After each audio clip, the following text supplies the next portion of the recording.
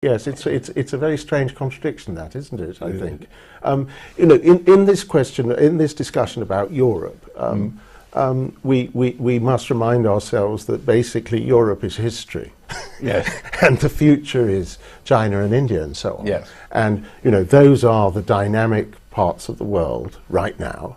It's manifest in so many ways. I live in Oxford. There are, I keep an eye on this figure, there are 665 Chinese graduate students in the University of Oxford.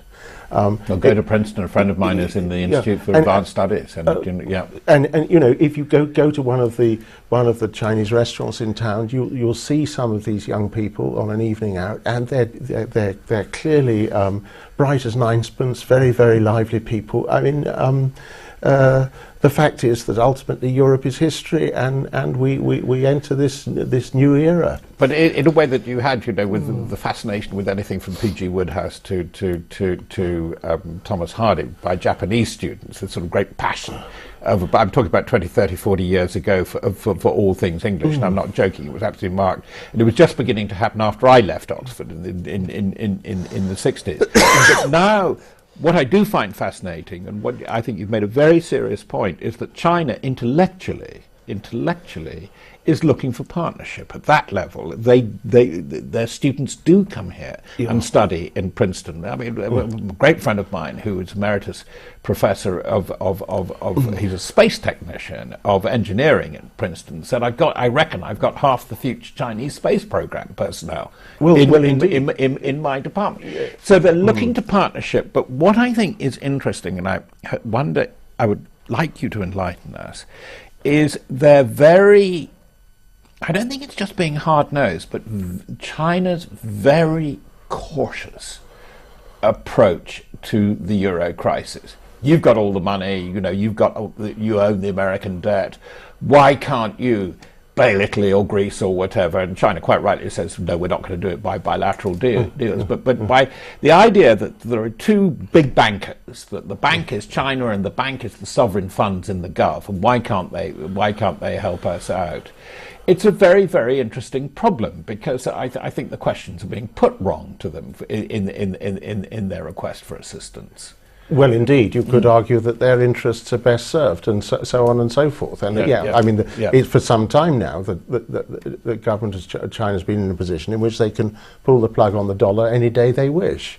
But they don't wish to. They don't wish to. It would do them a great deal of harm. However, perceptions in America continue to be driven by military power, and obviously military power is neither here nor there when it comes to looking at Chinese wealth and all the American debt they have.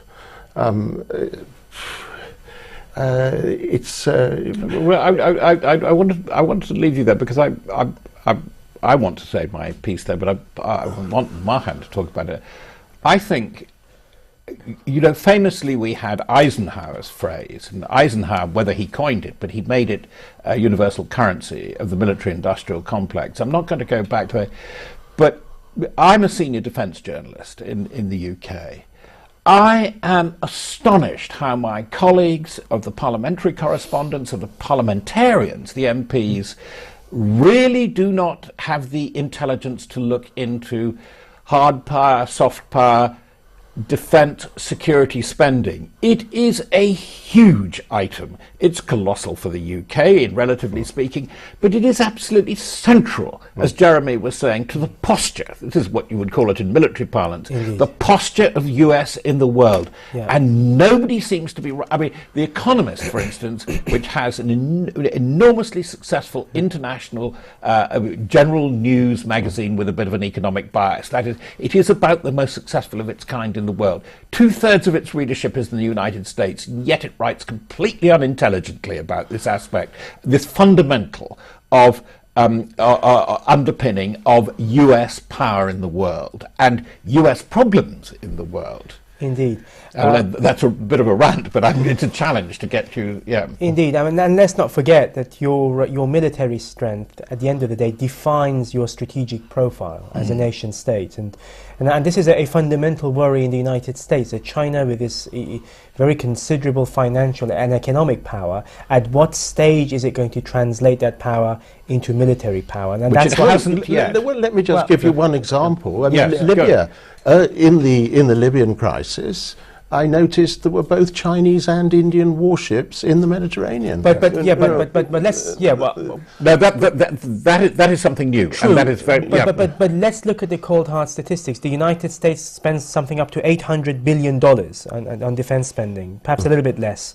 If you take all the hidden charges, as we Even call more. it, it's about $1 trillion. About $1 trillion. The Chinese spend at least 1/10 of that. Yeah. Probably even less. It's about $80 billion Yeah. that they dedicate to defense. And of course, the Americans very scrupulously track Chinese defense spending. And whenever they see some oddities, they raise it. And by God, they raise it. It's all Yes, over the place. yes, The yes. Chinese are Yep. doing this. And I think at what point are the Chinese going to say, well, look, who cares? We're going to do what we want to do. Up to now, I think the Chinese have adopted this, oh, we don't care less attitude. We don't care what you think. We're going to do our thing.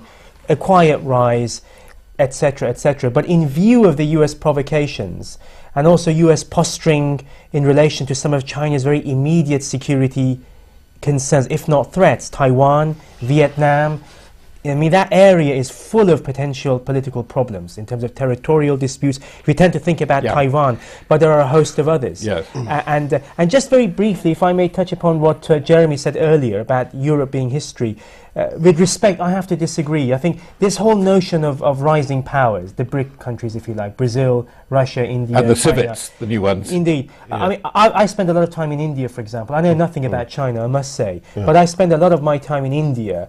And I would, well, yes, India is rising in some respects. There's no doubt about it. It has a rising middle class. It's becoming more and more cosmopolitan, more and more integrated into the global economy. But I would contest very strongly the notion that India is ready. I mean, certainly it isn't ready now, but I would contest the notion it'll be ready even in a generation to assume responsibilities beyond its immediate environment. They're just not ready. Can I just... And it's not just about money. It's about Yes. being able to take on global responsibility, and that's the key. And that's one area where the Americans, the British, and to a lesser extent some of the European powers have traditionally been able to do. They can take on these global burdens. A country like India currently is not in a position to do so. And I suspect China isn't either. Well, there's something that has to be China's said. very active in Africa. They are, but there's they are an making money. There's an They're not taking on interesting burdens. thing. You Yeah. raised a thing about the Chinese defence budget, and actually defence budgets in all this thing, and if the viewers think we've gone off the subject with the Eurozone, it is absolutely central. You've got to profile the world and see what's going on. The Chinese defence budget is fascinating because, as you say, it's about a tenth or even less of the US, but it is still a magpie approach to R&D, research and development. Yeah. They like to get good ideas from the West, and this is where France, French aerospace, Aerospatiale, and so on. We know the Chinese are mad about the kind of, they're getting a lot of helicopter technology from there. At the moment, they're not generating from the very basic origins, ab origine, Sure. a lot of projects. And we've still got some, I agree with you, Mohan, we've got some time to go before that happens. What I do think, and it's come up in so many of these discussions that I've been involved in and led on this programme throughout this calendar year, I think that we are making a mistake, is that this is where history is such a fascinating study, because it is not necessarily instructive. We are obsessed by these books. We've mentioned the decline of the West and the end of history and the clash of civilizations.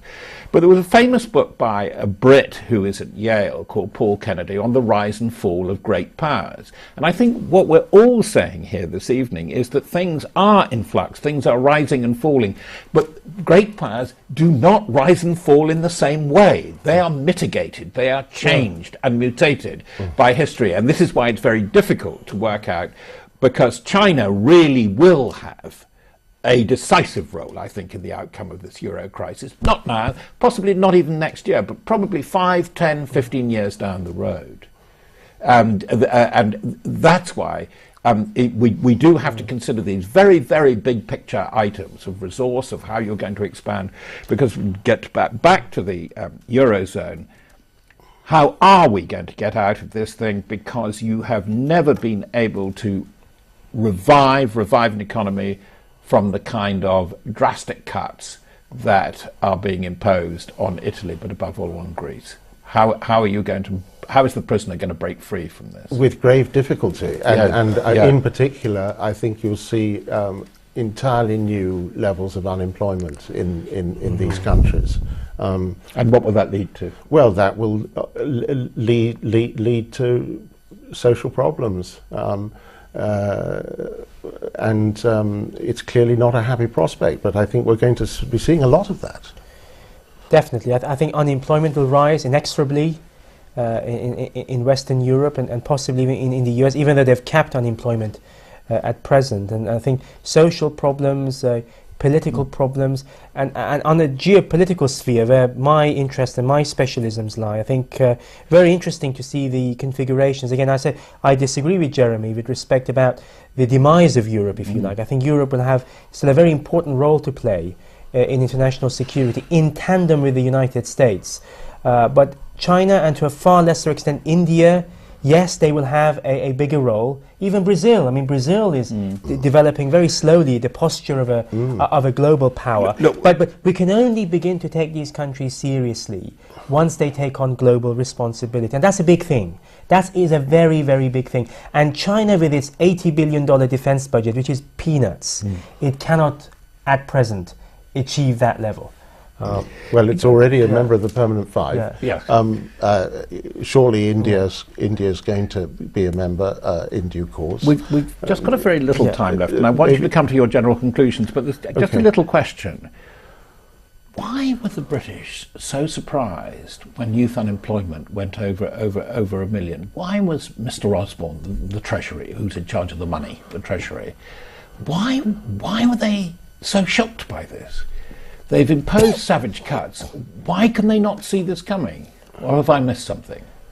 I think they could see it coming. I think they're just dissembling, I'm afraid. Yeah. So can we draw this together? I mean, we've been right round the houses, but I think it's right, because it is focused on the Eurozone and the Euro, the future of the EU, but it is a globalized context. China and America do have different voices in this. Do you see that things are going to go down before they go up, or can we? Is there going to be light at the end of the tunnel? The things are going to go down before they go up, and the idealist project, and this is talking over the very long term, the idealist project of a world government is postponed. Well, I think it would be fascinating to see, as I said earlier, the realignments in global power and how the United States actually deals with these various crises, and how it kind of configures its posture globally and also locally in some of the areas that we've discussed. We've discussed the Pacific, we've discussed China, we didn't discuss the Middle East to a great extent, but the extent to which the US and the European powers are transformed, both geopolitically and also inside their own countries. Well, so you are beginning to give us a vision of the future. Do you think we've been concentrating on the wrong agenda, Jeremy? We've got 1 minute left. Gosh, well, I think the Middle East is a very important issue for the future, and that's something that needs to be addressed. It's crucial for stability, and it affects countries right across Asia. Absolutely, I think the US, instead of focusing so much on some of the issues we discussed now, it would do itself a great deal of favour by sorting out Middle East peace. Well, we've come to an end on what will be a continuing discussion. I'm sure we're going to discuss the Euro and the Eurozone more, but I think it's also right that we remember other things are going on in this very big world of ours, and I hope we come back to it again very soon, but that Euro won't go away. Thank you both very much. Thank you very much for watching.